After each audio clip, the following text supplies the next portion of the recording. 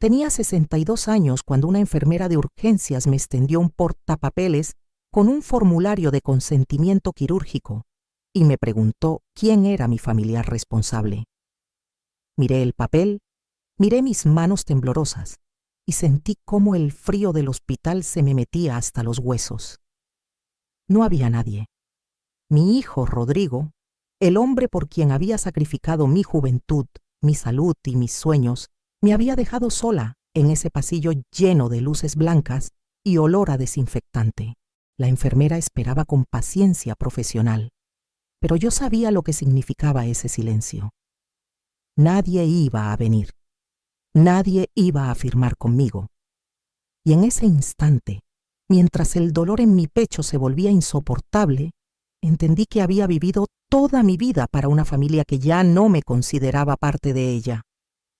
Pero lo que ocurrió después de esa noche cambió todo. Sigue hasta el final para saber cómo un simple documento del hospital me mostró la verdad que había estado negando durante años y cómo encontré la fuerza para reconstruirme cuando creí que ya no quedaba nada.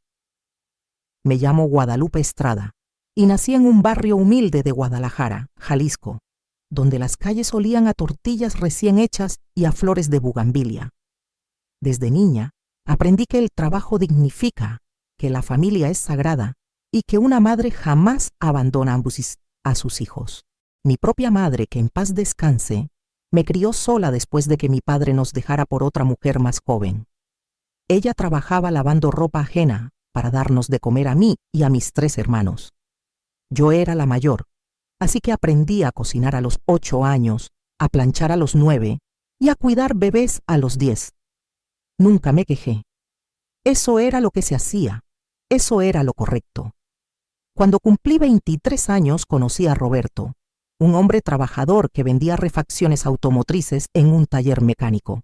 No era rico, pero era honesto y me trataba con respeto.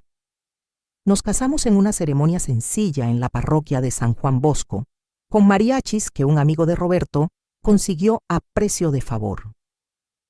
Llevé un vestido blanco que mi madre y yo cosimos durante 3 meses, puntada por puntada, mientras soñábamos con el futuro.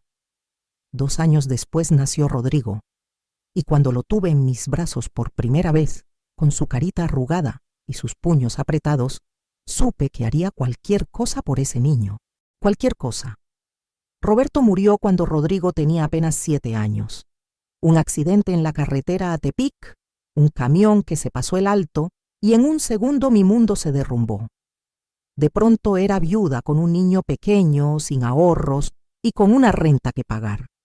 Lloré durante semanas, pero las lágrimas no pagaban las cuentas. Así que me sequé los ojos, me até el delantal y salí a buscar trabajo. Conseguí empleo limpiando casas en las colonias residenciales del oeste de la ciudad. Esas casas grandes con jardines que nunca tuve. Trabajaba de lunes a sábado, a veces hasta 12 horas diarias. Mis rodillas comenzaron a dolerme del tanto tallar pisos, mis manos se agrietaron por los químicos de limpieza, pero nunca faltó comida en nuestra mesa. Rodrigo estudiaba en una escuela pública cerca de casa. Era un niño inteligente, aplicado, siempre con las mejores calificaciones.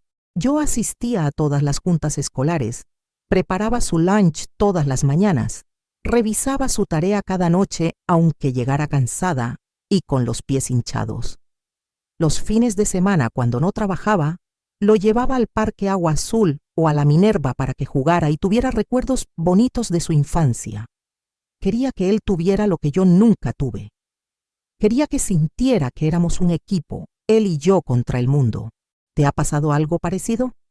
¿Has sacrificado todo por un hijo que después pareció olvidarte? Cuéntalo en los comentarios. Rodrigo creció y se convirtió en un joven guapo, educado, con sueños grandes. Terminó la preparatoria con honores y consiguió una beca parcial para estudiar administración de empresas en una universidad privada. Yo pagaba la otra mitad trabajando turnos dobles. Había días en que apenas dormía 4 horas, pero cuando veía a mi hijo con sus libros bajo el brazo, caminando hacia su futuro, sentía que todo valía la pena. Durante la universidad, Rodrigo comenzó a cambiar. Empezó a juntarse con muchachos de familias acomodadas, hijos de empresarios y políticos. Llegaba a casa hablando de restaurantes caros, de viajes a Cancún y Puerto Vallarta, de marcas de ropa que yo ni siquiera podía pronunciar. A veces lo notaba avergonzado cuando sus amigos lo traían a dejar y veían nuestra casa pequeña, con las paredes que necesitaban pintura y los muebles viejos que había heredado de mi madre. Una vez escuché cómo le decía a alguien por teléfono que vivía temporalmente ahí porque estaban remodelando la casa familiar. Eso me dolió, pero me lo guardé. Pensé que era cosa de la edad, que todos los jóvenes pasan por esa etapa en que quieren impresionar a los demás. Ya se le pasaría, me decía a mí misma mientras preparaba la cena con lo poco que había en el refrigerador. Conoció a Valeria en su último año de universidad. Ella era hija de un dueño de concesionarios de autos, una familia con dinero y conexiones en la ciudad. La primera vez que Rodrigo me la presentó, llegaron en el coche deportivo del papá de ella. Valeria bajó con lentes de sol grandes, tacones altísimos y una bolsa de marca que probablemente costaba más que 3 meses de mi sueldo. Me saludó con 2 besos en el aire, de esos que no tocan la piel, y miró nuestra sala como si estuviera evaluando una escena de crimen. ¡Qué acogedor!, dijo con una sonrisa que no llegaba a sus ojos. Preparé mole con arroz, mi especialidad, el platillo que Rodrigo siempre había amado. Valeria apenas probó 2 bocados y dejó el resto en el plato. «Es que estoy a dieta», explicó mientras revisaba su teléfono. Durante toda la comida habló de sus viajes a Europa, de las propiedades que su familia tenía en Vallarta y Miami, del futuro que ella y Rodrigo tendrían juntos. Noté cómo mi hijo la miraba con adoración, como si ella fuera un premio que había ganado. Y noté también cómo ella lo tocaba con posesión, como quien marca territorio. Después de esa visita, Rodrigo comenzó a distanciarse. Las llamadas se hicieron menos frecuentes, sus visitas se espaciaron. Cuando lo veía, llegaba deprisa, me daba un beso rápido en la mejilla y me contaba cosas vagas sobre su trabajo en la empresa del padre de Valeria. Sí, ahora trabajaba ahí. Habían conseguido que lo contrataran como gerente de zona apenas terminó la carrera. Yo me sentía orgullosa, pero también confundida. ¿Ya no vienes a comer los domingos?, le pregunté una vez. «Ay, mamá, es que Valeria y yo tenemos compromisos sociales. Ya sabes cómo es esto de los negocios. Hay que cultivar relaciones», me respondió mientras miraba su reloj caro. Relaciones, compromisos sociales. Palabras nuevas en la boca de mi hijo, palabras que parecían no dejar espacio para mí. Pero yo callaba, porque amaba a Rodrigo y quería que fuera feliz, aunque esa felicidad aparentemente ya no me incluía como antes. Se casaron un año después en el Jardín Real de Zapopan, un lugar de esos que salen en las revistas de sociales. La boda costó más de lo que yo había ganado en toda mi vida. Había flores importadas, un vestido de novia que venía de París, una orquesta en vivo y 300 invitados. Yo fui, por supuesto, pero me sentí como una extraña en la celebración de mi propio hijo. Me sentaron en una mesa al fondo, lejos de la mesa principal donde estaban los novios y la familia de Valeria. Mis compañeras de trabajo habían juntado dinero para comprarme un vestido decente, pero aún así me sentía fuera de lugar entre tanta gente elegante. Durante la recepción, Valeria me presentó a sus padres. «Ella es Guadalupe, la mamá de Rodrigo», dijo con ese tono que usas cuando presentas a alguien que no es realmente importante. La madre de Valeria me dio la mano flácida y dijo, «Mucho gusto», antes de voltear inmediatamente a hablar con otra persona.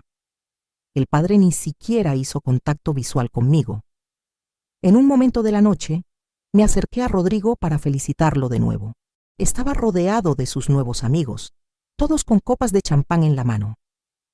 «Hijo, qué feliz estoy por ti», le dije. Él me abrazó rápido, pero noté cómo uno de sus amigos le hacía una seña discreta, como diciéndole que se apurara. «Gracias, mamá. Oye, ahorita regreso, tengo que atender a unos invitados importantes», me dijo antes de desaparecer entre la multitud. Me quedé ahí parada, sola, con el ruido de la música, y las risas alrededor, sintiéndome invisible. Después de la boda, las cosas empeoraron. Rodrigo y Valeria se mudaron a una casa enorme en un fraccionamiento privado de Zapopan, con vigilancia las 24 horas y un campo de golf. Yo los visitaba al principio, llevaba tuppers con comida que sabía que a Rodrigo le gustaba, pero Valeria siempre ponía mala cara.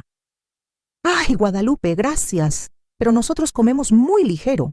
Rodrigo está cuidando su colesterol, decía mientras tiraba mi comida al refrigerador, donde probablemente terminaría en la basura. Una vez llegué sin avisar, algo que siempre había hecho cuando Rodrigo vivía solo, porque éramos familia y las familias no necesitan citas previas. Toqué el timbre y esperé. Valeria abrió la puerta con cara de molestia. Guadalupe, hubiera hablado antes. Tenemos visitas, me dijo bloqueando la entrada con su cuerpo. Detrás de ella alcancé a ver gente elegante, copas de vino, música suave. Una reunión a la que obviamente yo no estaba invitada. Solo quería dejarle esto a Rodrigo, dije mostrando el tupper con tamales que había hecho esa mañana. Yo se los doy, gracias, dijo tomando el recipiente sin invitarme a pasar, y cerró la puerta. Me quedé ahí parada en el porche, escuchando las risas que venían de adentro, sintiendo la humillación subir por mi garganta como bilis. Pero me tragué el orgullo, regresé al camión que me había traído hasta allá, y lloré todo el camino de regreso a mi casa. Después de ese día, decidí no visitarlo sin avisar.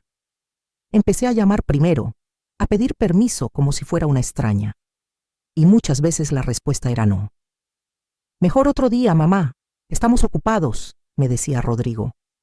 O peor aún, Valeria contestaba el teléfono de mi hijo y me decía con esa voz dulce y falsa: Rodrigo está en una junta muy importante, Guadalupe. ¿Le digo que te llame después? Nunca me llamaba después. Los meses pasaron y la distancia creció como un abismo que yo no sabía cómo cruzar. Dejé de recibir invitaciones a sus reuniones familiares. Me enteraba por Facebook de las fiestas que hacían, los viajes que tomaban, los logros de mi hijo en su trabajo. Todo lo veía desde afuera, como espectadora de una vida que yo había ayudado a construir, pero de la que ya no formaba parte. Un día, reuniendo todo mi valor, le hablé a Rodrigo y le dije que necesitaba hablar con él. ¿De qué, mamá?, preguntó con ese tono de impaciencia que había desarrollado últimamente. De nosotros, hijo. Siento que ya no nos vemos, que ya no platicamos como antes. Hubo un silencio largo del otro lado de la línea. Es que la vida cambia, mamá. Yo tengo responsabilidades ahora. No puedo estar yendo cada rato allá. Allá. Mi casa era allá, como un lugar lejano y ajeno.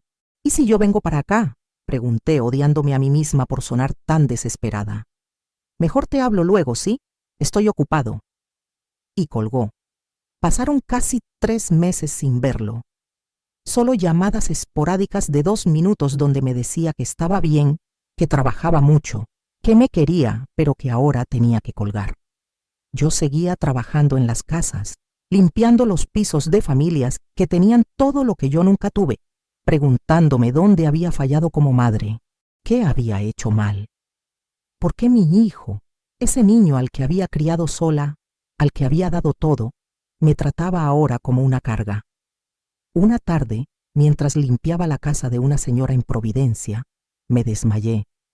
Estaba trapeando la cocina cuando de pronto sentí un dolor agudo en el pecho, como si alguien me estuviera apretando el corazón con un puño de hierro. El brazo izquierdo se me adormeció. La señora para la que trabajaba me encontró tirada en el piso, pálida y sudando frío. Llamó una ambulancia y me llevaron al hospital civil. Ahí me dijeron que había tenido un preinfarto, que mi corazón estaba débil, que tenía la presión altísima y que necesitaba estudios urgentes. ¿A quién llamamos?, me preguntó una trabajadora social. A mi hijo, dije dándole el número de Rodrigo. Marcaron 3 veces. Él no contestó. Me dejaron internada en observación esa noche. Me pusieron suero, me conectaron a monitores que pitaban constantemente, Me tomaron muestras de sangre. Yo estaba asustada, pero más que el miedo físico, lo que me partía el alma era estar ahí sola. Las otras pacientes de la sala tenían visitas. Hijos que les llevaban flores, esposos que les sostenían la mano, nietos que les contaban cosas para distraerlas. Yo solo tenía el techo del hospital y el sonido de las máquinas. Al día siguiente, finalmente, Rodrigo apareció, pero no vino solo. Llegó con Valeria, y la expresión en sus rostros no era de preocupación, sino de molestia. «¿Qué pasó, mamá?», preguntó Rodrigo parado junto a mi cama, pero sin acercarse demasiado, como si la enfermedad fuera contagiosa. «Me desmayé en el trabajo, hijo. Los doctores dicen que mi corazón está mal, que necesito tratamiento». Valeria lo interrumpió antes de que pudiera responder. «¿Y cuánto tiempo vas a estar aquí? Es que Rodrigo tiene una presentación importante el viernes y no puede estar faltando al trabajo». La miré sin poder creer lo que acababa de escuchar. Estaba hablando de presentaciones de trabajo mientras yo estaba conectada a un monitor cardíaco. «No sé cuánto tiempo, Valeria. Eso depende de los doctores», respondí intentando mantener la calma. Rodrigo se veía incómodo. Miraba su teléfono cada 2 minutos. «¿Necesitas algo?», me preguntó por fin. «Solo necesito que estés aquí conmigo, hijo», dije con la voz quebrada. «Ya estoy aquí, mamá, pero no puedo quedarme mucho tiempo. Tengo cosas que hacer». Se quedaron 20 minutos. 20 minutos en los que Valeria estuvo todo el tiempo en su teléfono, suspirando exageradamente cada vez que una enfermera entraba a checarme. Rodrigo me hizo preguntas básicas sobre mi salud, pero se notaba que su mente estaba en otro lado. Cuando se fueron, me dieron un beso rápido y me prometieron que volverían pronto. No volvieron. Pasaron 3 días y nadie más apareció. Los doctores finalmente determinaron que necesitaba una cirugía menor para colocarme un stent en una arteria parcialmente bloqueada. No era una operación de vida o muerte, pero requería anestesia general y tenía sus riesgos. Me explicaron todo con esa paciencia profesional que tienen los médicos, y al final me dijeron que necesitaban que un familiar firmara el consentimiento quirúrgico junto conmigo. Era requisito del hospital. «Llame a su familiar responsable», me dijo la enfermera del turno de la tarde, una mujer joven con ojos amables que se llamaba Patricia. «Claro», respondí, y marqué el número de Rodrigo.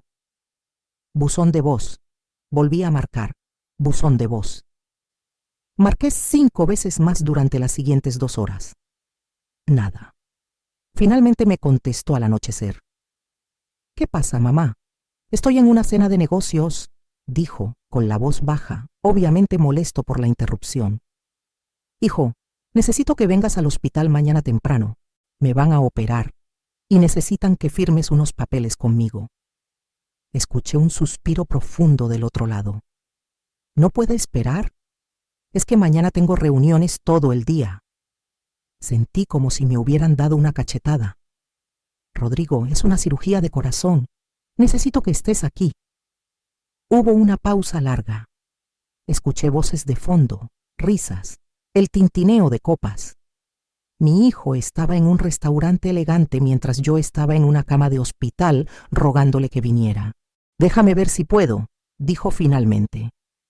«No es si puedes, hijo. Es que necesito que vengas. Eres mi única familia». Otra pausa. «Bueno, ya veo qué hago. Ahorita no puedo hablar. Te marco luego». Y colgó. No me marcó luego. Pasó la noche y el teléfono no sonó. A la mañana siguiente, a las 8, llegó la enfermera Patricia con el portapapeles. «¿Ya llegó su familiar?», preguntó con una sonrisa. Miré hacia la puerta de la sala, esperando ver a Rodrigo aparecer en cualquier momento. «Todavía no, pero ya debe venir», mentí. Patricia asintió y me dijo que volvería en 1 hora. La hora pasó. Rodrigo no llegó. Patricia regresó. «La cirugía está programada para las 11. Necesitamos ese documento firmado», dijo con menos sonrisa esta vez. Volví a marcar el teléfono de mi hijo. Buzón de voz. Le mandé mensajes de texto. «Hijo, por favor, ven, te necesito». No hubo respuesta. A las 10:30, Patricia volvió, esta vez con una doctora mayor que se presentó como la doctora Ramírez, la cirujana cardiovascular que haría mi operación. Señora Estrada, entiendo su situación, dijo, con una voz que mezclaba compasión con firmeza profesional. Pero necesitamos ese consentimiento firmado. ¿Su hijo no puede venir? Dice que está ocupado, respondí, y al decirlo en voz alta, sentí toda la humillación del mundo cayendo sobre mí como una ola. La doctora intercambió una mirada con Patricia. ¿Tiene algún otro familiar? ¿Hermanos? ¿Primos? ¿Alguien?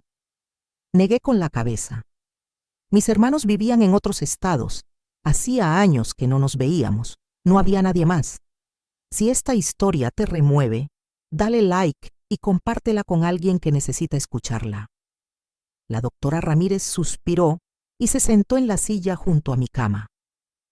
Mire, señora Estrada, técnicamente podríamos proceder solo con su firma.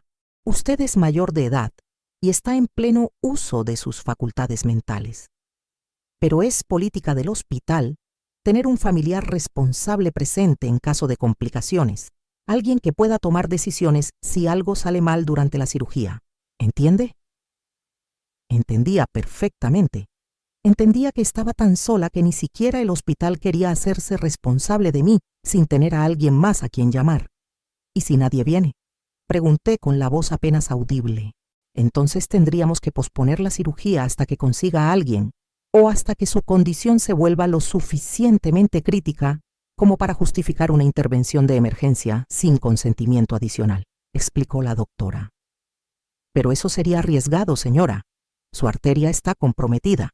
Entre más esperemos, mayor es el riesgo de un infarto completo. Me quedé callada, procesando la horrible realidad de mi situación. Mi vida dependía de una cirugía que no podían hacerme, porque mi único hijo estaba demasiado ocupado para firmar un papel. Patricia me tocó la mano suavemente. ¿Quiere que vuelva a llamarlo?, ofreció. Asentí, demasiado avergonzada para hablar. Ella marcó desde el teléfono del hospital, usando el número que yo le había dado. Esta vez, milagrosamente, Rodrigo contestó. Patricia se presentó profesionalmente, explicó la situación, enfatizó la urgencia. Yo podía escuchar la voz de mi hijo a través del auricular, aunque no las palabras exactas. Patricia fruncía el ceño mientras escuchaba. Sí, entiendo que está ocupado, señor, pero su madre necesita esta cirugía hoy. Sí, es urgente. No puede esperar hasta la próxima semana. La conversación duró quizá 3 minutos. Cuando colgó, Patricia me miró con una expresión que mezclaba incredulidad y pena. Dice que va a intentar venir después de las 2 de la tarde, cuando termine sus juntas. Me informó con voz cuidadosamente neutral. La doctora Ramírez se puso de pie. No podemos esperar hasta las 2. La sala de operaciones está reservada para las 11. Si no firmamos esto ahora, perdemos el turno y tendremos que reagendar para quién sabe cuándo. Sentí el pánico subiendo por mi garganta. ¿Entonces qué hago?, susurré. La doctora me miró con esos ojos que han visto demasiado sufrimiento humano. Podemos proceder solo con su firma, señora Estrada. Yo asumiré la responsabilidad. Pero necesito que usted escriba de su puño y letra que comprende los riesgos y que está procediendo sin un familiar responsable presente. Me extendió el portapapeles y una pluma. Miré el documento. Estaba lleno de términos médicos, advertencias sobre posibles complicaciones, espacios para firmas. En la parte superior decía familiar responsable y había una línea en blanco. Nadie iba a escribir su nombre ahí. Nadie iba a estar ahí por mí. Tomé la pluma con mano temblorosa y, en el espacio donde debería estar el nombre de Rodrigo, escribí con letra clara. Sin familiar presente. Paciente procede bajo su propia responsabilidad. Firmé mi nombre, puse la fecha. Patricia y la doctora fueron testigos, agregando sus firmas donde correspondía, y en ese momento, mientras entregaba ese papel, entendí con una claridad devastadora que había perdido a mi hijo. No a la muerte, sino a algo peor, a la indiferencia, al olvido. a la vergüenza que sentía de sus orígenes y de la mujer que lo había criado. Me llevaron a cirugía a las 11:10. Recuerdo el techo del pasillo moviéndose sobre mí mientras la camilla rodaba hacia el quirófano, las luces brillantes pasando como estrellas fugaces. Recuerdo el olor a antiséptico, el frío del aire acondicionado en mi piel. Recuerdo a la anestesióloga diciéndome que contara hacia atrás, desde 10. Llegué hasta el 7 antes de que todo se volviera negro. Y recuerdo pensar, justo antes de perder la conciencia, que si algo salía mal durante esa operación, nadie estaría ahí esperándome del otro lado. Nadie lloraría mi ausencia. Rodrigo probablemente se enteraría horas después, cuando finalmente revisara su teléfono entre junta y junta. Desperté 3 horas más tarde en la sala de recuperación. Tenía tubos en la nariz, una vía intravenosa en el brazo, sensores pegados por todo el pecho. La enfermera de turno, una señora mayor llamada Rosa, me sonrió cuando vio que abría los ojos. Todo salió bien, doña Guadalupe. La doctora dice que fue un éxito, me dijo mientras ajustaba mi almohada. ¿Llegó alguien?, pregunté con la voz ronca por el tubo que me habían metido en la garganta durante la cirugía. Rosa negó con la cabeza, y en sus ojos vi esa misma compasión que había visto en Patricia y en la doctora Ramírez. Nadie, mi amor. Pero no se preocupe, nosotras estamos aquí cuidándola. Pasé 2 días más en el hospital. Rodrigo nunca apareció. Mandó un mensaje de texto al segundo día diciendo: «Me alegro que todo salió bien, mamá. Tengo mucho trabajo, pero te voy a ver pronto». Pronto.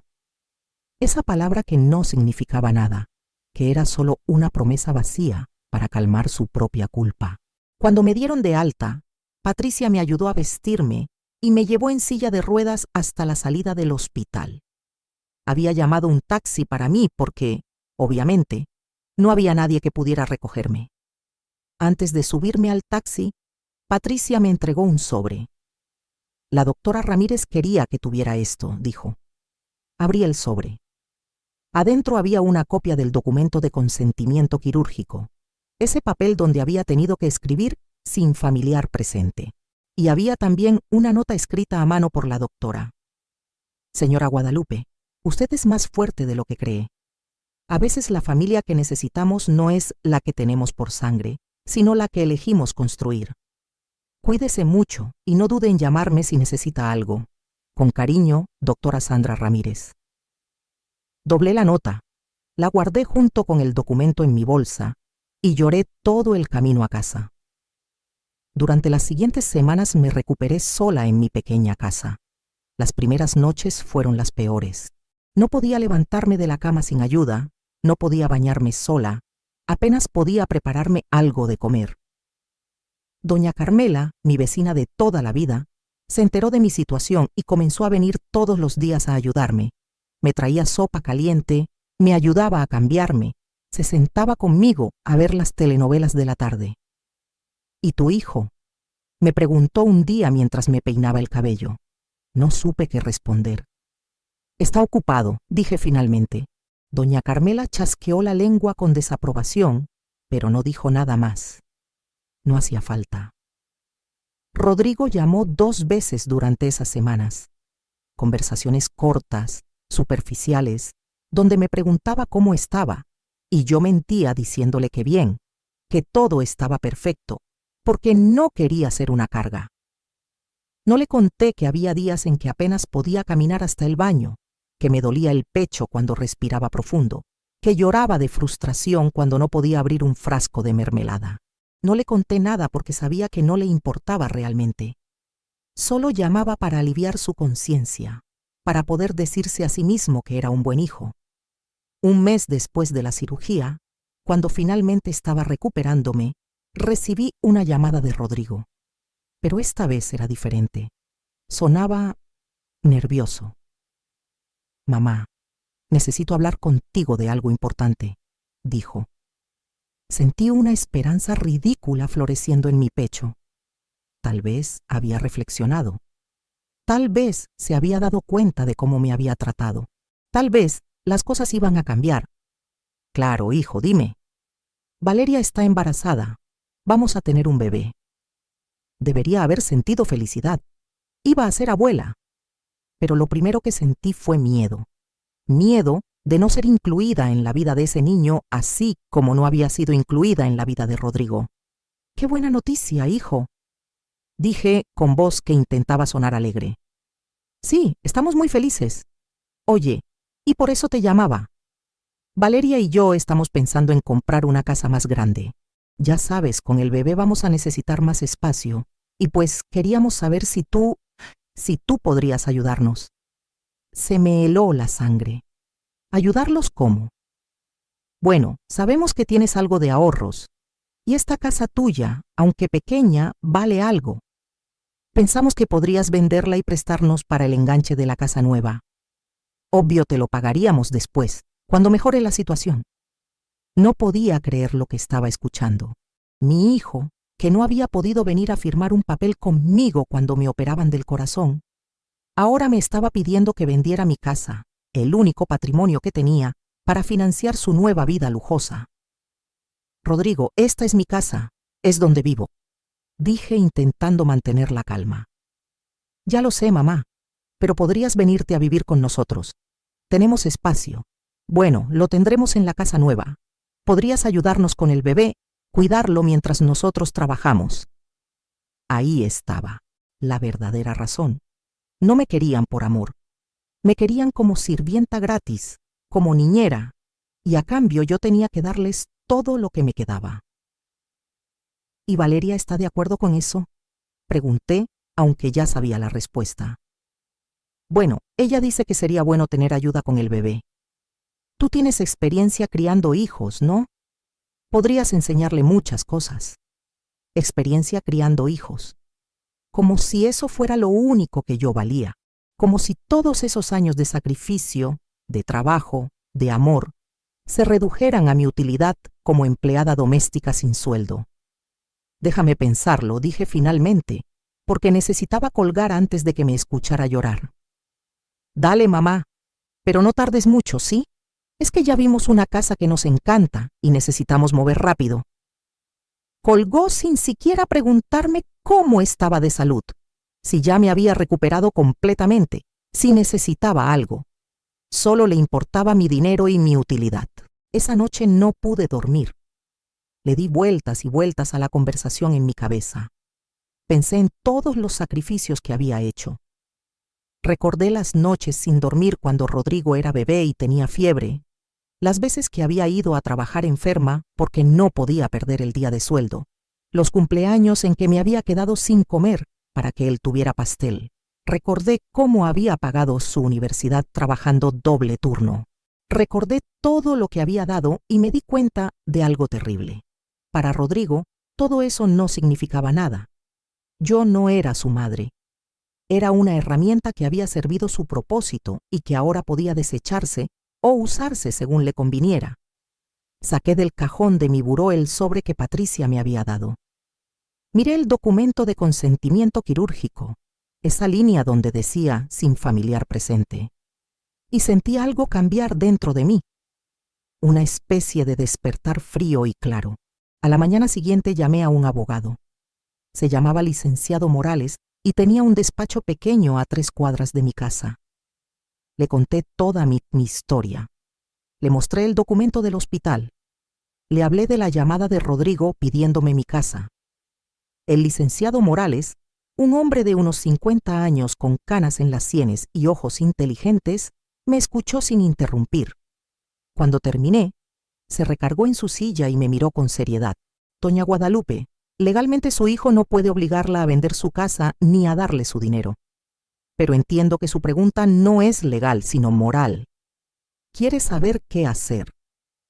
Asentí, con los ojos llenos de lágrimas. Déjeme preguntarle algo, continuó el licenciado. Si usted le da todo lo que le queda, si vende su casa y se va a vivir con ellos, ¿cree que la van a tratar mejor? ¿Cree que va a recuperar el amor de su hijo? Sabía la respuesta. Rodrigo nunca me iba a valorar más solo porque le diera más cosas. Si acaso, me vería como más débil, más manipulable. No, respondí en voz baja. Entonces la pregunta real es, ¿qué quiere usted para el resto de su vida? ¿Quiere pasarla rogando por el cariño de alguien que no se lo da? ¿O quiere construir algo nuevo? Esas palabras se me quedaron grabadas. Construir algo nuevo. Después de toda una vida construyendo para otros, tal vez era tiempo de construir para mí. Le pedí al licenciado Morales que preparara 2 documentos. Primero, un testamento donde dejaba muy claro que mi casa y mis ahorros serían donados a una asociación de viudas y madres solteras que ayudaba a mujeres en situaciones similares a la que yo había vivido. Rodrigo no recibiría nada.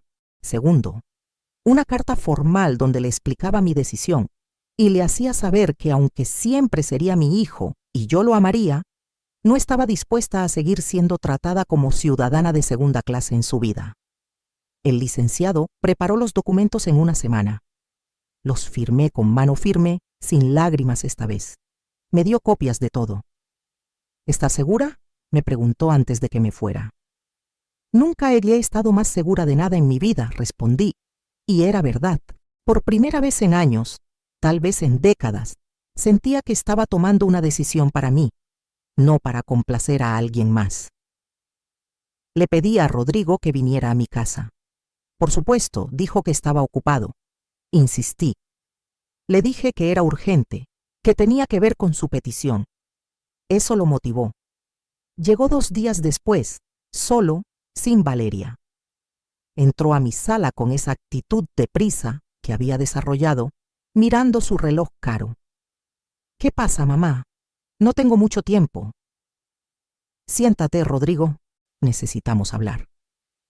Se sentó en el borde del sofá, como listo para salir corriendo en cualquier momento. Saqué los documentos que el licenciado me había preparado. Sobre lo que me pediste, lo de vender mi casa y darte el dinero. Vi cómo sus ojos se iluminaron con esperanza codiciosa. Decidí que no voy a hacerlo, dije con voz calmada. Su expresión cambió inmediatamente a una de confusión y molestia. ¿Por qué no? Es una inversión, mamá.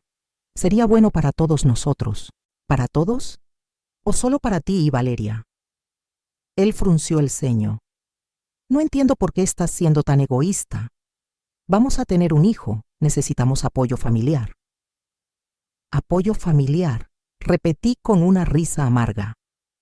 Como el apoyo familiar que tú me diste cuando estaba en el hospital esperando una cirugía de corazón y no pudiste venir a firmar un papel conmigo. Se puso pálido. Eso fue diferente, mamá. Estaba trabajando. Estabas en una cena de negocios, lo corregí, mientras yo estaba conectada a máquinas preguntándome si iba a morir sola, porque mi único hijo no tenía tiempo para mí. No es justo que me eches eso en cara, dijo levantándose defensivo. Yo te he dado todo lo que he podido. ¿Todo lo que has podido?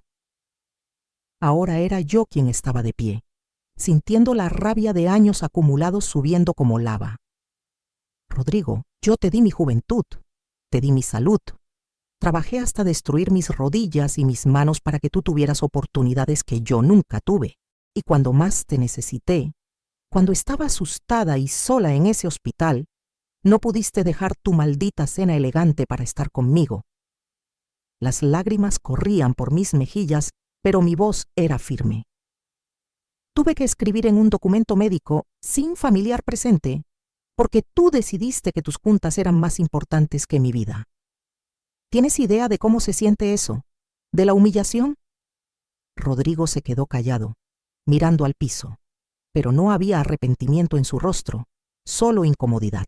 Lo siento, mamá, pero ya pasó. No podemos cambiar el pasado. Tienes razón, no podemos cambiar el pasado, pero sí podemos cambiar el futuro. Puse los documentos sobre la mesa. Este es mi testamento.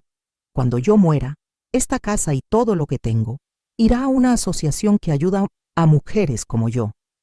Mujeres que se sacrificaron por sus hijos y quedaron solas. Tú no recibirás nada. Su boca se abrió en shock. No puedes hacer eso. Soy tu hijo. Y yo soy tu madre, respondí. pero parece que ninguno de los dos recuerda ya lo que eso significa. Tomó los documentos con manos temblorosas. Los leyó rápidamente. Esto es una locura. ¿Todo por una firma que no di? ¿Todo porque estaba ocupado un día? No es por un día, Rodrigo. Es por años.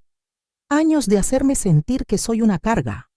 Años de avergonzarte de mí, de esconderme de tus amigos elegantes, de dejarme afuera de tu vida. El hospital solo fue el momento en que finalmente abrí los ojos. Se puso rojo de rabia. ¿Sabes qué? Valeria tenía razón sobre ti. Dijo que eras manipuladora, que usarías la culpa para controlarnos. Y mira, aquí estás, haciendo exactamente eso. Esas palabras me dolieron, pero ya no me sorprendían. Si establecer límites y pedir respeto básico es manipulación, entonces sí, soy manipuladora, dije. Pero ya no voy a rogar por tu cariño, Rodrigo. Ya no voy a mendigar un lugar en tu vida. O me quieres como tu madre y me tratas con dignidad, o seguimos cada quien por su lado. ¿Me estás amenazando? No, te estoy liberando, y me estoy liberando a mí misma. Tiró los documentos sobre la mesa con violencia. No puedo creer que estés haciendo esto. Espera a que Valeria se entere. ¿Ella va a qué? Lo interrumpí. Decirte que te alejes definitivamente de mí. Perfecto. Ya me alejaron hace mucho tiempo, solo que yo me negaba a verlo. Caminó hacia la puerta, pero antes de salir se volteó. Vas a morir sola, mamá, completamente sola. Ya estuve sola en el hospital esperando una cirugía que podía matarme, respondí. Y sobreviví. Sobreviviré a esto también. La puerta se cerró con un golpe que hizo temblar los vidrios de las ventanas. Me senté en el sofá, temblando, con el corazón acelerado. Parte de mí quería correr tras él, rogarle que volviera, decirle que todo era un error. Pero otra parte de mí, la parte que había firmado ese documento del hospital diciendo sin familiar presente, sabía que había hecho lo correcto. No escuché de Rodrigo durante semanas. Ni llamadas ni mensajes. Era como si hubiera muerto para él. Doña Carmela me acompañaba en las tardes, me traía té de manzanilla y me dejaba llorar en su hombro. Hiciste lo correcto, Lupita, me decía. Un hijo que solo te busca por interés no es un hijo, es un extraño con tu sangre. Tenía razón, pero eso no hacía que doliera menos. Una tarde, mientras estaba sentada en mi pequeño jardín regando las plantas, llegó una visita inesperada. Era la doctora Ramírez, la cirujana que me había operado. Traía flores y una sonrisa cálida. Señora Guadalupe, espero no molestar. Solo quería ver cómo seguía de su recuperación. La invité a pasar, le preparé café y terminamos hablando durante horas. Le conté todo. Lo de Rodrigo, lo de la casa, lo del testamento. Ella me escuchó con atención, asintiendo en los momentos correctos. «¿Sabe, señora Guadalupe?», dijo cuando terminé mi historia. «Veo muchos casos como el suyo, padres que dieron todo y terminaron solos. Y siempre pienso en mi propia mamá, que también se sacrificó para que yo estudiara medicina. Ella murió hace 5 años.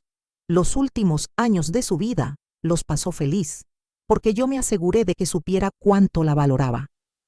Pero no todos los hijos entienden eso». «¿Cómo hago para dejar de doler?», le pregunté con voz quebrada. «No creo que deje de doler completamente», respondió con honestidad. «Es su hijo. Siempre va a haber una parte de usted que espere que cambie, que madure, que finalmente la valore. Pero lo que sí puede hacer es construir una vida que valga la pena vivir independientemente de él. Rodearse de gente que sí la aprecie. Hacer cosas que la hagan feliz». Antes de irse, me dejó una tarjeta. «Hay un grupo de apoyo que se reúne en el hospital todos los martes. Son mujeres mayores, muchas con historias similares a la suya. Creo que le haría bien conocerlas». Guardé la tarjeta prometiéndole que pensaría en ir. El martes siguiente, reuniendo todo mi valor, fui al hospital. El grupo se reunía en una sala pequeña en el 2º piso. Había como 15 mujeres, todas de mi edad o mayores. La coordinadora era una psicóloga llamada maestra Elena. Nos sentamos en círculo y cada una compartió su historia. Había de todo. Una señora cuyo hijo le robó sus ahorros para gastárselos con su novia. Otra cuya hija la había dejado en un asilo y no la visitaba nunca. Otra que había trabajado toda su vida para darle educación a sus hijos y ahora ninguno le contestaba el teléfono. Al escucharlas, me di cuenta de que no estaba sola. Había todo un mundo de madres rotas, de mujeres que habían dado todo y habían recibido olvido a cambio. Pero también había esperanza. Algunas de esas mujeres habían logrado reconstruir sus vidas. Viajaban juntas, hacían manualidades, se apoyaban unas a otras. Habían creado una nueva familia, no de sangre, sino de experiencia compartida y amor genuino. Cuando me tocó presentarme, conté mi historia. Les hablé del hospital, del documento, de Rodrigo. Algunas lloraron conmigo, otras asintieron con comprensión, y al final, cuando terminé, todas me aplaudieron. «Bienvenida», dijo la maestra Elena. «Aquí todas entendemos tu dolor, y todas estamos aquí para ayudarte a sanarlo». Empecé a ir al grupo cada martes. Me hice amiga de varias de las mujeres.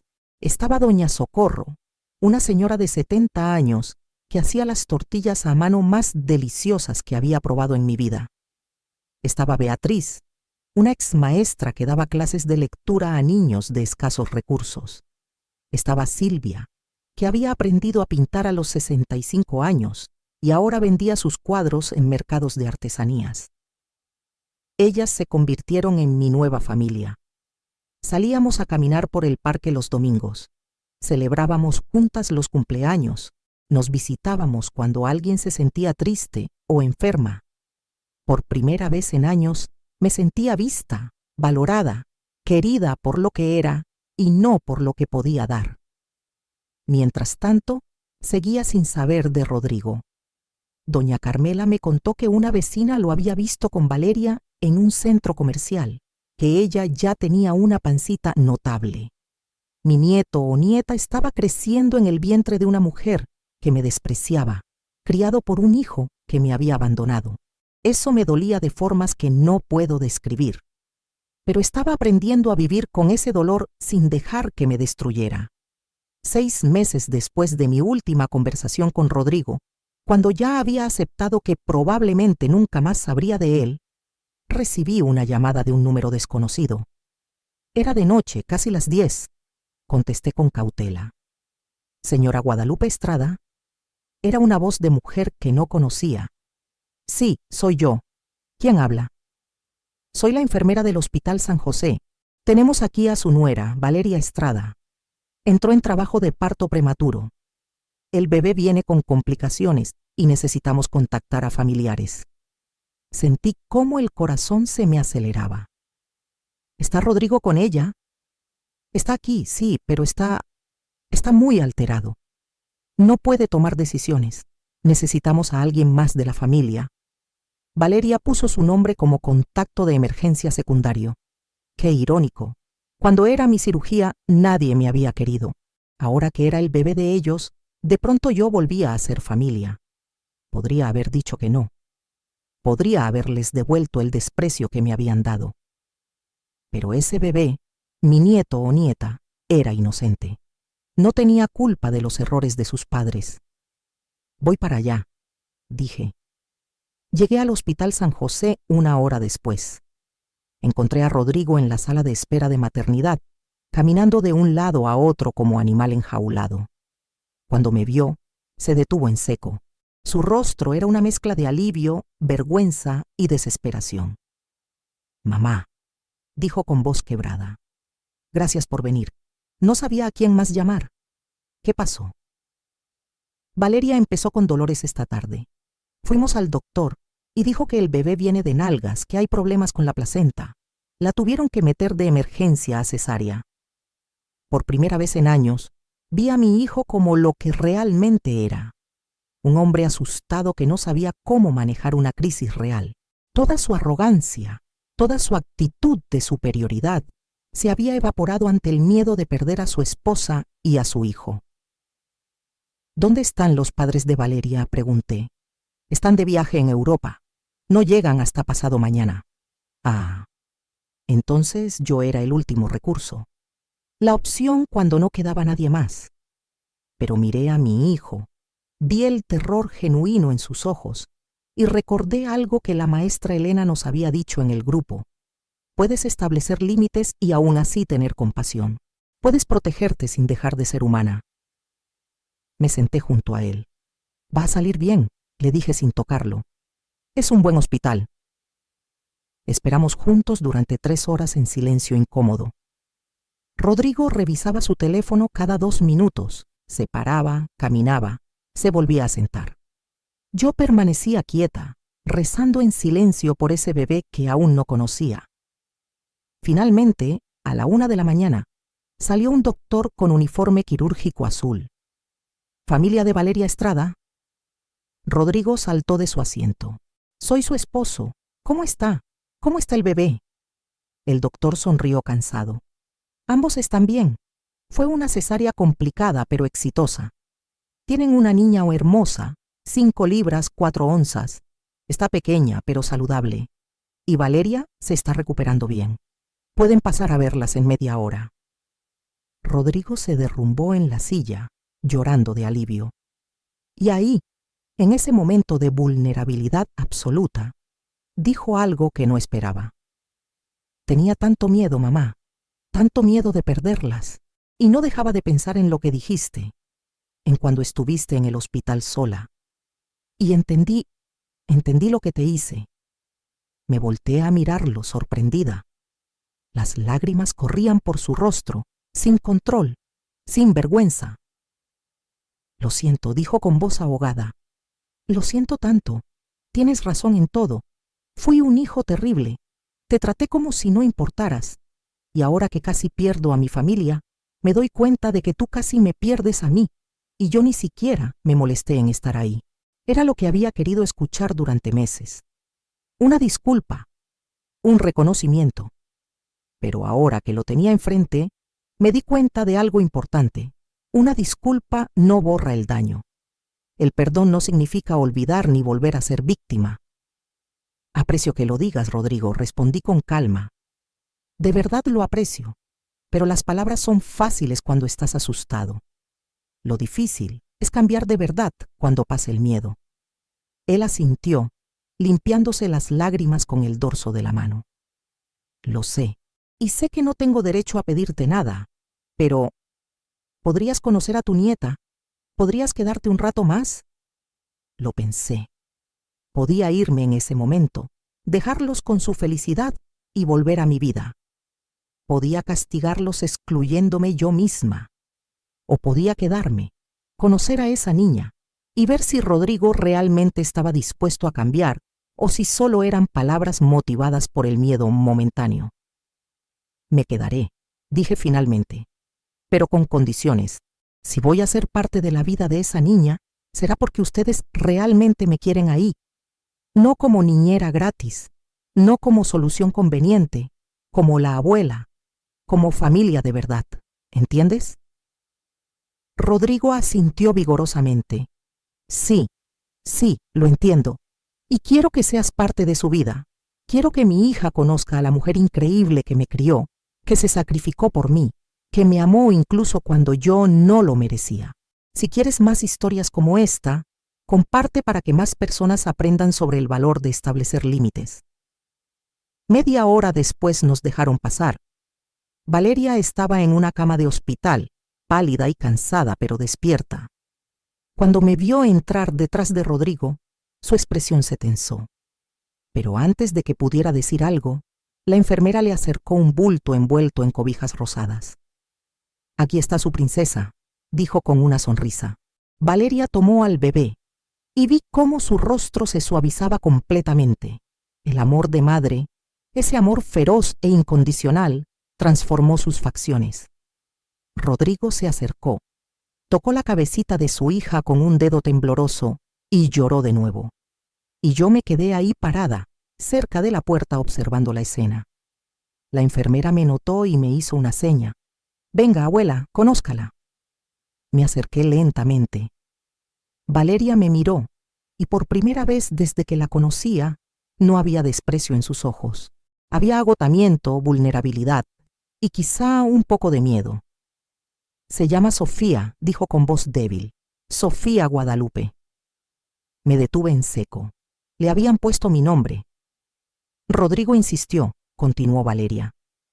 Dijo que quería que llevara el nombre de su madre, de la mujer más fuerte que conoce.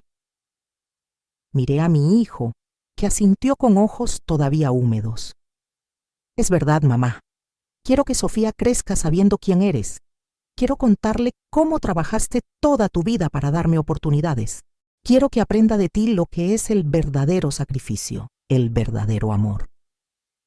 Me acerqué más y finalmente pude ver bien a la bebé. Era pequeñita, con pelitos negros y la carita arrugada. Tenía los ojos cerrados y los puñitos apretados, exactamente como Rodrigo cuando nació. Sentía algo quebrarse dentro de mí, pero esta vez no era dolor, era algo diferente, era esperanza. «¿Quiere cargarla?», ofreció Valeria, y en su voz había algo que nunca le había escuchado antes: respeto. Extendí mis brazos, esas manos agrietadas por años de trabajo duro, y recibí a mi nieta, Sofía Guadalupe. Ella abrió los ojos por un segundo, me miró sin enfocar realmente, y bostezó. Y yo, que había llorado tantas lágrimas de dolor en los últimos meses, lloré lágrimas diferentes. Lágrimas de amor nuevo, de segundas oportunidades, de familias que se rompen pero que también pueden reconstruirse. «Hola, Sofía», susurré. «Soy tu abuela Guadalupe, y voy a estar aquí para ti, siempre». Los siguientes días fueron extraños. Rodrigo me llamaba todos los días, a veces 2 veces al día. Me mandaba fotos de Sofía. Me pedía consejos sobre cómo bañar al bebé, cómo saber si estaba comiendo suficiente, cómo calmarla cuando lloraba. Valeria, que estaba recuperándose de la cesárea, también me buscaba. Me pidió disculpas, no con palabras elaboradas, pero sí con acciones. Me invitó a su casa, me ofreció café, me dejó cargar a Sofía todo el tiempo que quisiera. Era claro que la experiencia del parto la había cambiado. O tal vez solo había madurado. O tal vez se había dado cuenta de que necesitaba ayuda y yo era la única que realmente sabía lo que hacía. Fuera cual fuera la razón, las cosas eran diferentes, pero yo era cautelosa. Recordaba las palabras del licenciado Morales. ¿Quiere pasar el resto de su vida rogando por cariño? No, no quería eso. Así que establecí mis límites claramente. Visitaba a Sofía 3 veces por semana, pero no me quedaba todo el día. Ayudaba con el bebé, pero no me convertí en su niñera de tiempo completo. Seguía yendo a mi grupo de apoyo los martes. Seguía saliendo con mis amigas los domingos. Había construido una vida propia y no estaba dispuesta a abandonarla completamente, ni siquiera por mi nieta. Un mes después del nacimiento de Sofía, Rodrigo vino a mi casa, solo. Traía un sobre en las manos y se veía nervioso. «Mamá, necesito darte esto», dijo. Abrí el sobre. Adentro había un cheque por una cantidad considerable. «¿Qué es esto?» «Es por todo lo que gasté en la universidad. Calculé aproximadamente cuánto pagaste entre colegiatura, libros, transporte, comida. Sé que no cubre todo, nunca podría cubrir todo, pero es un inicio». Miré el cheque, luego a mi hijo. «No necesito tu dinero, Rodrigo». «Lo sé, pero yo necesito dártelo. Necesito empezar a hacer las cosas bien, y eso incluye reconocer la deuda que tengo contigo, no solo económica, emocional, moral». Dejé el cheque sobre la mesa. «¿Sabes qué necesito más que dinero?» «¿Qué?» «Necesito que me trates con respeto, que me incluyas en tu vida porque me quieres ahí, no por conveniencia. Necesito que Sofía crezca sabiendo que su abuela no es la sirvienta de la familia, sino una mujer que merece dignidad y amor». Rodrigo asintió. las lágrimas volviendo a sus ojos. Lo prometo, mamá. Te prometo que seré mejor. Las promesas son fáciles. Los cambios reales son difíciles. Pero lentamente, muy lentamente, vi cambios verdaderos. Rodrigo comenzó a visitarme, no solo cuando necesitaba algo, sino solo para visitarme. Me llevaba a comer a restaurantes los sábados. Me preguntaba sobre mi vida, sobre mis amigas del grupo de apoyo, sobre cómo me sentía. Valeria también cambió. Un día me invitó a tomar café, solo nosotras dos, y me dijo algo que nunca esperé escuchar. Guadalupe, sé que fui terrible contigo, y quiero que sepas que no tiene excusa. Yo crecí en una familia donde todo se compraba, donde no se valoraba el esfuerzo sino el resultado. No entendía lo que significa sacrificarse por alguien, pero cuando nació Sofía y sentí ese amor instantáneo, ese deseo de darle todo, de protegerla de todo, empecé a entender lo que tú sentiste por Rodrigo, y me da vergüenza cómo te traté. Me sorprendió su honestidad. ¿Y ahora qué?, pregunté. Ahora quiero ser mejor. Quiero que Sofía crezca viendo cómo debe tratarse a las personas que nos aman. Quiero que aprenda de ti, porque si ella crece siendo como yo fui, voy a haber fracasado como madre. Los meses pasaron. Sofía creció. Se hizo más fuerte, empezó a sonreír. Yo estaba ahí para cada hito importante. Su primer baño, su primera sonrisa real, la primera vez que durmió toda la noche. Pero también mantenía mi vida separada. Seguía trabajando, aunque menos horas porque finalmente había aceptado jubilarme parcialmente. Seguía yendo a mi grupo de apoyo donde ahora yo era una de las que daba consejos a las recién llegadas. No dejen que el amor se convierta en autoabandono, les decía. Pueden amar a sus hijos y aún así exigir respeto. Pueden perdonar sin olvidar. Pueden reconstruir sin volver a ser víctimas. Una tarde, mientras mecía a Sofía en mis brazos en la sala de Rodrigo y Valeria, mi hijo se sentó junto a mí. ¿Puedo preguntarte algo? Claro. ¿Me perdonaste? Por todo lo que pasó, por el hospital, por cómo te traté. Lo pensé cuidadosamente antes de responder. Te perdoné lo suficiente como para dejar ir la rabia que me estaba destruyendo. Te perdoné lo suficiente como para darte una segunda oportunidad. Pero no olvidé. Y nunca volveré a ser la madre que acepta cualquier trato con tal de tener a su hijo cerca. Esa mujer murió el día que firmó sola un documento de cirugía. La mujer que soy ahora se ama a sí misma lo suficiente como para exigir ser tratada con dignidad. Rodrigo asintió lentamente. Me alegro, dijo sorprendiéndome. Me alegro de que te defiendas. Me alegro de que establezcan límites, porque eso me hace ser mejor hijo y va a hacer que yo sea mejor padre para Sofía. Miré a la bebé en mis brazos, su carita perfecta, sus ojos que empezaban a enfocarse y a reconocerme. Esta niña no iba a crecer con una abuela que se arrastraba por amor. Iba a crecer viendo a una mujer que se respetaba a sí misma, que tenía su propia vida, sus propias amistades, sus propias pasiones. Iba a aprender que amar no significa desaparecer. Pasó un año. Sofía celebró su primer cumpleaños con una fiesta en el jardín de la casa de Rodrigo y Valeria. Invitaron a toda su familia, pero también invitaron a mis amigas del grupo de apoyo. Doña Socorro, Beatriz, Silvia, todas estuvieron ahí. Rodrigo las recibió con respeto genuino, agradeciéndoles por haberme apoyado cuando él no lo hizo. Durante la fiesta, mientras cortábamos el pastel y Sofía metía sus manitas en el betún rosado, la doctora Ramírez llegó con un regalo. Rodrigo la reconoció inmediatamente. «Usted es la doctora que operó a mi mamá», dijo. «Sí.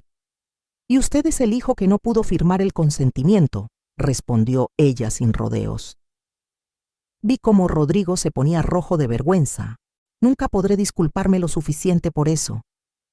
«No es a mí a quien debe disculparse», dijo la doctora mirándome. «Pero veo que le ha aprendido.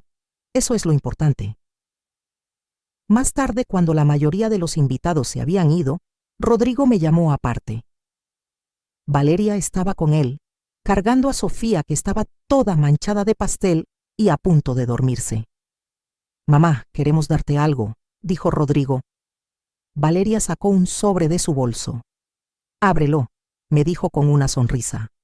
Dentro había documentos legales.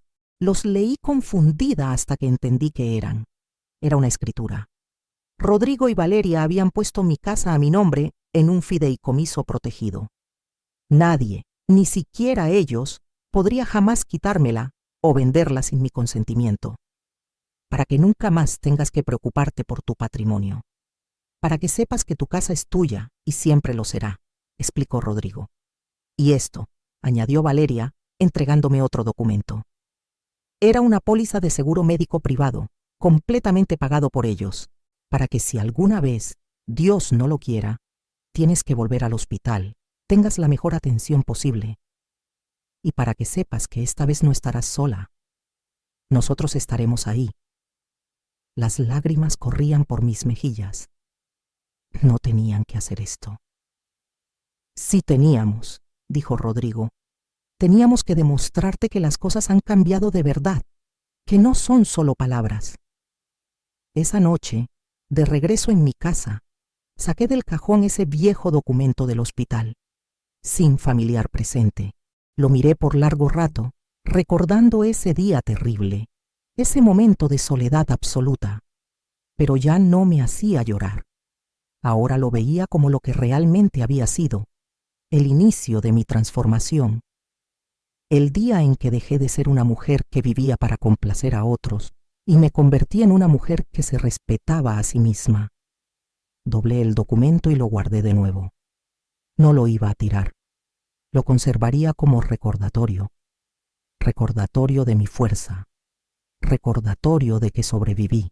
Recordatorio de que incluso en nuestros momentos más oscuros tenemos la capacidad de reconstruirnos. Hoy, 2 años después de aquella noche en el hospital, puedo decir que soy feliz. Rodrigo es un hijo mejor, aunque no perfecto. Valeria se ha convertido en algo parecido a una amiga. Sofía me dice abuela y corre hacia mí con los bracitos extendidos cada vez que me ve. Pero lo más importante, ya no necesito su amor para sentirme completa. Tengo mi grupo de apoyo, mis amigas, mis proyectos. Tengo una vida propia que me llena de alegría. A veces pienso en todas las madres que están pasando por lo que yo pasé.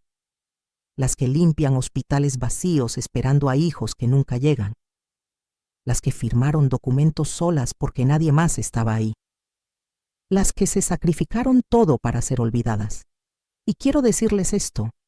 Su valor no depende de cuánto los demás los valoren. Ustedes son valiosas por sí mismas. Por todo lo que han sobrevivido, por todo lo que han dado.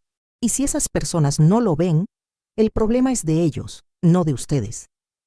Pueden amar a sus hijos y aún así establecer límites. Pueden perdonar sin volver a ser víctimas. Pueden reconstruirse incluso cuando crean que ya no queda nada. Lo sé porque yo lo hice. Aquel día en el hospital, cuando tuve que escribir sin familiar presente, creí que había tocado fondo. Creí que esa era mi derrota final. Pero resultó ser mi liberación. El inicio de una nueva vida donde finalmente aprendí a amarme a mí misma tanto como siempre amé a mi hijo. Y si ustedes están ahí ahora, en ese momento oscuro, quiero que sepan que hay luz del otro lado. Hay vida después del abandono. Hay alegría después del dolor. Solo tienen que dar el primer paso. Creer que merecen más, porque lo merecen, siempre lo merecieron. Si esta historia te tocó el corazón, compártela para que más personas aprendan el valor de amarse a sí mismas. Comenta desde qué ciudad nos miras, y si quieres que contemos más historias como esta, suscríbete y activa la campana. Porque todos merecemos recordar que nuestro valor no lo define el amor que otros nos dan, sino el amor que tenemos por nosotros mismos.